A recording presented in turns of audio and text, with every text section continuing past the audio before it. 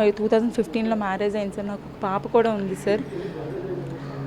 కొన్నాళ్ళకి మ్యారేజ్ అయిన కొన్నాళ్ళకి ఏంటంటే సార్ పబ్జీ గేమ్కి బాగా ఎడిక్ట్ అయిపోయాడు సార్. పబ్జీ గేమ్ నైట్ అంతా ఆడుకొని ఉదయాన్నే పడుకొని ఆఫీస్కి వెళ్ళేవాడు కాదు సార్. అది క్వశ్చన్ చేసి ఎందుకు ఇలా చేస్తున్నామంటే ఇలా కాల్ చేసేవాడు సార్. చేతులు పెట్టేసి కాల్ చేసేవాడు. ఎప్పుడైనా అమ్మాయిలతో ఇల్లీగల్ అఫైర్స్ ఉన్నాయి ఇది ఎప్పుడైనా నాకు తెలిసింది ఒక రికార్డ్ విన్నాను ఒకసారి సార్. అది తెలిసినప్పుడు అడిగితే ఫస్ట్ ఫ్లోర్ నుంచి ఇలా తోసేశాడు సార్ నన్ను. అంటే గాయాలన్నీ ఏంటి అసలు? అదే సార్ తను ఫస్ట్ ఒకసారి అయితే లేట్గా ఎందుకు వచ్చామని అడిగాను సార్. అడిగిన రోజు చెయ్యి కాల్ చేశాడు, పెనం పెట్టి కాల్ చేశాడు సార్. పెనం పెట్టి కాల్ చేశాడు. ఇదంతా మా మ్యారేజ్ ఆల్బమే సార్. అంటే ఇందులో పెళ్లి నాటి కానీ ఇతర ఆల్బమ్లు కానీ చూస్తున్నాం కదా, వీటిలో ఇంత అన్యోన్యత ఉన్నటువంటి మీకు అవును సార్. అంటే మోసం చేయాల్సిన అంటే అది ఎందుకు బాగా అంటే సెక్షువల్ పిచ్చోడు సార్. చాలా అంటే చాలా ఉమనైజర్ సార్. ఇంత అంతా ఉమనైజర్ కాదు తను. ఎలా అంటే ఇంకా రోజుకు ఒక వర్జిన్ కావాలని నాతో చెప్పేవాడు సార్. నాకు ఈ అమ్మాయితో పరిచయం ఉంది, నేను ఆ అమ్మాయితో అక్కడ పడుకున్నాను ఇక్కడ పడుకున్నాను, నాకు అంటే ఇంకా రోజుకు ఒక వర్జిన్ కావాలి. ఆ అమ్మాయి మీది ప్రేమ వివాహమే కదా, మీకేం తెలియలేదా అట్లా తన వ్యక్తి ఎలా ఉంటాడు? ఏం తెలియదు సార్. నా పాపకు మొన్న సీరియస్ అని మెడికవర్లో ఫోన్ చేసిన రోజు కూడా రాలేదు సార్. ఐసీయూలో ఉంది పాప, త్వరగా రా అన్న రాలేదు సార్. అవన్నీ పక్కన పెడితే కొన్నాళ్ళుగా నేను ఎక్కడున్నాడు ఏంటి ఎందుకు ఆఫీస్లో సస్పెండ్ అయ్యాడని నాకు తెలిసింది సార్. ఆఫీస్లో సస్పెండ్ అవ్వడం ఏంటి, ఆఫీస్కి వెళ్ళట్లేదని తెలిసింది సార్. ఆఫీస్కి ఎందుకు వెళ్ళట్లేదని నేను కనుక్కున్న రోజు ఈ అమ్మాయిని పెళ్లి చేసుకొని ఈ 40,000 రెంట్ అపార్ట్మెంట్లో ఎలా ఉంటున్నాడు నాకు అర్థం అవ్వట్లేదు సార్.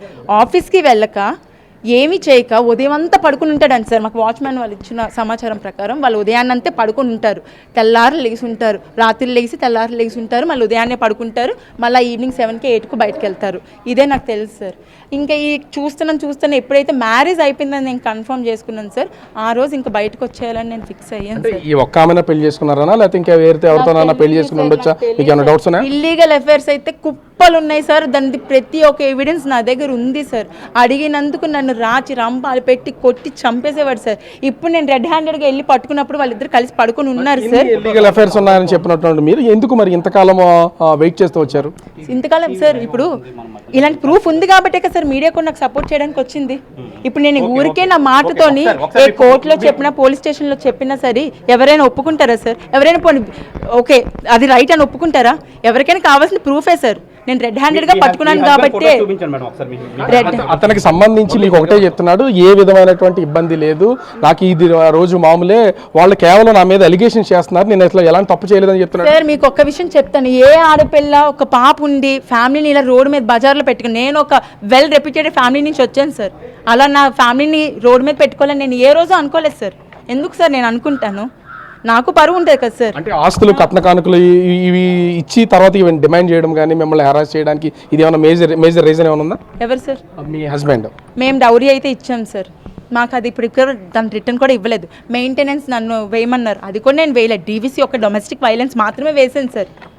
నిజంగా తను అంటున్నారు నేను మనీ కోసం మాట్లాడుతున్నాను. సరే నేను మనీ కోసం మాట్లాడితే మెయింటెనెన్స్ వేయాలి కదా. కోర్టులో ఒకసారి వెళ్ళి ఒకసారి చూడండి నా పిటిషన్స్. డీవీసీ తప్ప నేను ఏది వేయలేదు. 3 కోట్ల రూపాయలు డిమాండ్ చేశారని తను చేస్తున్నటువంటి ఆరోపణ ప్రూవ్ చేయమనండి. ఓకే 3 కోట్లు కాదు సార్, 5 కోట్లు చేసిన సరే డీవీసీలో కంపెన్సేషన్ ఎంత కావాలమ్మని అడుగుతారు నన్ను. మీ లైఫ్ని డ్యామేజ్ చేసినందుకు మనకి పోలీస్ స్టేషన్లో కూడా రాయమంటారు కదా. డైరెక్ట్ గా ఆమెను పట్టుకున్నారు కదా, ఇప్పుడు ఆ పొజిషన్ ఏంటి, ఆమె ఎక్కడి నుంచి వచ్చింది, ఆ వివరాలు ఏమైనా తెలుసా మీకు? ఆమె పేరు వంశీ ధర్మజ్ఞ అంట సార్. రాజమండ్రి అమ్మాయి అంట. ధవళేశ్వరం బ్రిడ్జి దగ్గర వాళ్ళ హౌస్ ఉంది. రాజమండ్రి అమ్మాయి అంట. ఆ అమ్మాయి ఎంత ఇదిగా అంటే నేను లాన్కి వెళ్ళి పట్టుకుంటే నీకు అంత తెలుస్తాను, నువ్వు ఎలా బతుకుతావో నీ కూతురుతో ఎలా ఉంటావో నేను చూస్తానని మా ముందే ఛాలెంజ్ చేస్తుంది. మేమిద్దరం పట్టుకున్నాక షీఈ్ మై వైఫ్ అని మీడియా ముందు మా అబ్బాయి స్టేట్మెంట్ ఇచ్చాడు సార్. అంతే సార్. అంటే మీతో ఇప్పుడు 2017లో మీకు మ్యారేజ్ అయింది, 2015లో మ్యారేజ్ అయింది, అప్పటి నుంచి కలిసి ఉన్నా కూడా వేరే వ్యక్తిని వైఫ్ అని ఎట్లా పరిచయం చేస్తున్నాడు? ఇక్కడ ఉన్న వాళ్ళకి మీకు ఏం తెలియదు అసలు? మీకు తెలియదు సార్. నేను ఇక్కడికి వచ్చి ఎప్పుడైతే నేను కనుక్కోవడం మొదలు పెట్టానో అప్పుడు ఈ అబ్బాయి ఒక్కడే ఉంటున్నాడు అనుకున్నాను సార్. ఎప్పుడైతే ఆ అమ్మాయిని వైఫ్ అని ఆ అమ్మాయిని పెళ్లి చేసుకున్నాడు అని ఎప్పుడైతే తెలిసిందో ఇంకా నేను భరించాలనుకోలేదు సార్. ఎందుకంటే సొంత అక్కడే పడుకోవడానికి రమ్మన్నాడు సార్. వాడికి బావి వరుసలు లేవు అసలు. ఈ ఒక్క ఇల్లేనా లేకపోతే ఇలాంటి ప్లేసెస్ ఏమైనా ఉన్నాయని ఏమైనా ఐడెంటిఫై చేశారా మీరు? లేదు సార్, నేను ఇది ఒకటే నాకు తెలిసింది. ఇంత